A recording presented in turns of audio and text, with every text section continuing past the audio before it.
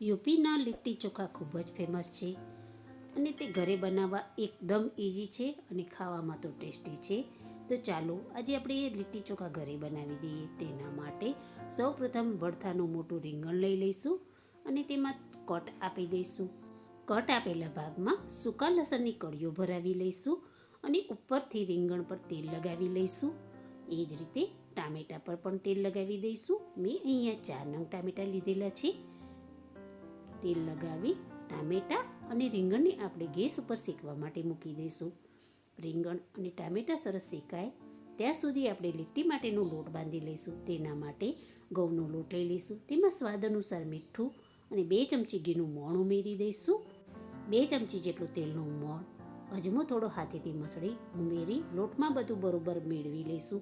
જરૂર મુજબ પાણી ઉમેરી પૂરીના કણક જેવી લોટ બાંધી લઈશું અને ઢાંકી લોટને રેસ્ટ આપીશું. હવે અંદર ભરવા માટેનું સ્ટફિંગ બનાવીશું. તેના માટે અડધો કપ શેકેલું બેસન લઈ લઈશું.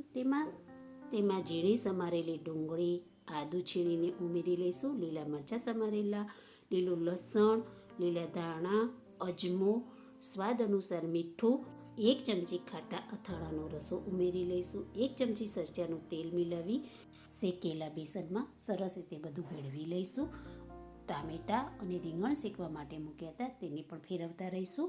હવે તૈયાર કરેલા બેસનમાંથી નાના બોલ વાળી તૈયાર કરી લઈશું. ટામેટા અને રીંગણ શેકાઈ જાય ત્યારે તેને પ્લેટમાં કાઢી લઈશું અને ઠંડા થવા દઈશું. ત્યાં સુધી આપણે લીટ્ટી વાળી લઈશું. લીટ્ટી માટે બાંધેલી કણકને થોડી મસળી લઈશું. તેમાંથી નાનો લોહો લઈ વાટકી જેવો શેપ આપી અંદર તૈયાર કરેલું બેસનનું સ્ટફિંગ મૂકી દઈશું અને બધી સાઈડથી સીલ કરી ગોળ લીટ્ટીવાળી તૈયાર કરી લઈશું. આ રીતે બધી લીટ્ટીવાળી તૈયાર કરી લઈશું. હવે અપ્પમ પેનને ગરમ કરવા મૂકીશું. તેમાં થોડું ઘી મૂકી તૈયાર કરેલી લીટ્ટીને ધીમા તાપે શેકવા માટે મૂકી દઈશું અને વચ્ચે વચ્ચે લીટ્ટીને ફેરવતા રહીશું. શેકેલા રીંગણ અને ટામેટા પણ સરસ ઠંડા થઈ ગયા છે તો તેના પરથી બધી છાલ ઉખાડી અને સાફ કરી લઈશું. સાફ કરેલા રીંગણ અને ટામેટાને પાવભાજીના મેસરથી ભાંગી અને પલ્પ જેવું બનાવી તૈયાર કરી લઈશું. તૈયાર કરેલા પલ્પને એક બાઉલમાં લઈ લઈશું. તેમાં સ્વાદ અનુસાર મીઠું મિલાવી લઈશું.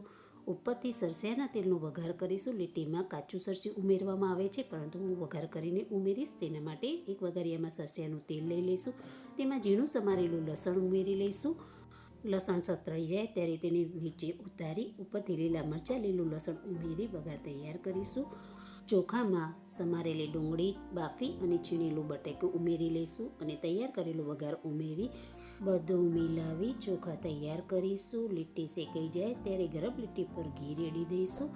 ગરમ લીટ્ટીને ચોખા અને ધાણા ફુદીનાની ચટણી સાથે સર્વ કરીશું.